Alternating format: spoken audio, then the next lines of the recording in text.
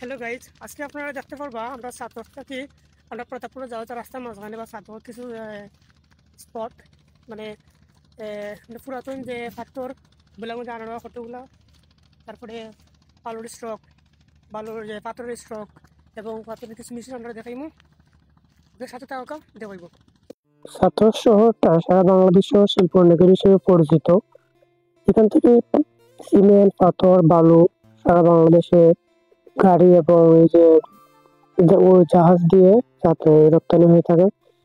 আর এখানে যে এঙ্গেল যে টাওয়ার দেখা যায়, এখান থেকে আমরা ছোট হাতে দেখছি যে টাওয়ারের সাহায্যে ড্রামও আছে, ড্রাম দিয়ে কোম্পানিগঞ্জ পাথর আনা করতো। আর বগি দেখা যায় কিছু পুরাতন রেলের মালবাহী বগি, এগুলো কিছু কিছু পড়ে আছে, তো রেলের কাজ চলে। আর আছে পাশে সরকারি খাদ্য গুদাম আছে একটা শ্মশান।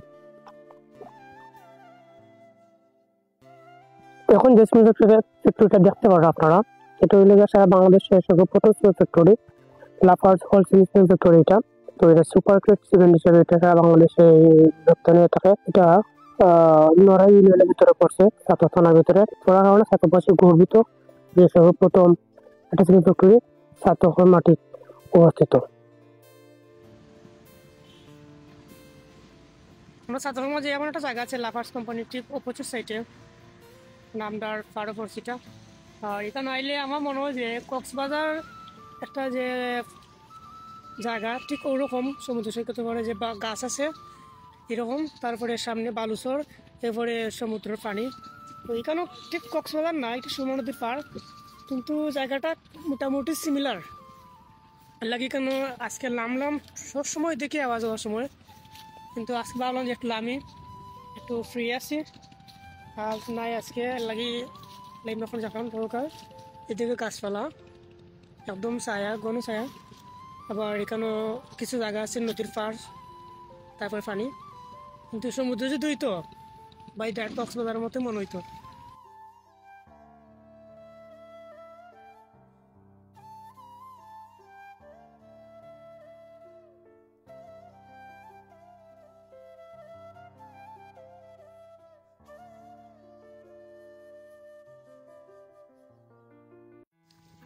জায়গাটা আমরা খেসে পুরো মাঝে পড়ছে। আর এদিকে দেখা যায় যে পাথর, একটা লাল পাথর, এখানেও লাল পাথর, ছোটো পাথর। এখানে একটা মেশিন আছে, আপনার এখন মেশিন দেখাইমু। সাইডে আছে বালুর স্ট্রোক। এখন এখানে লাল পাথরের স্ট্রোক, এখানে ছোটো পাথর। আর ওই যে মেশিনটা, যে ড্রাম আছে, তারপরে বেল্ট আছে, এগুলো নৌকা দিয়ে লামায় এগুলো বড় লাল পাথরগুলো বাঙ্গার করে মেশিন দিয়ে নৌকাতে।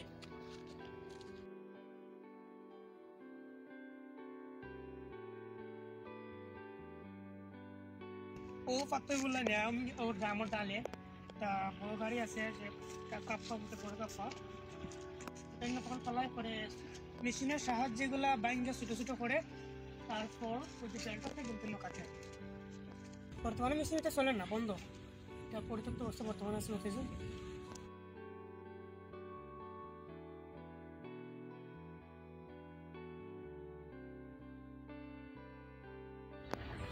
এখন আছি পাথরের পাহাড়ও, আর ভিড়টা আমার পিছনে কি অসাধারণ, নতুন ধানের যে সবুজ আর পানি, অসাধারণ।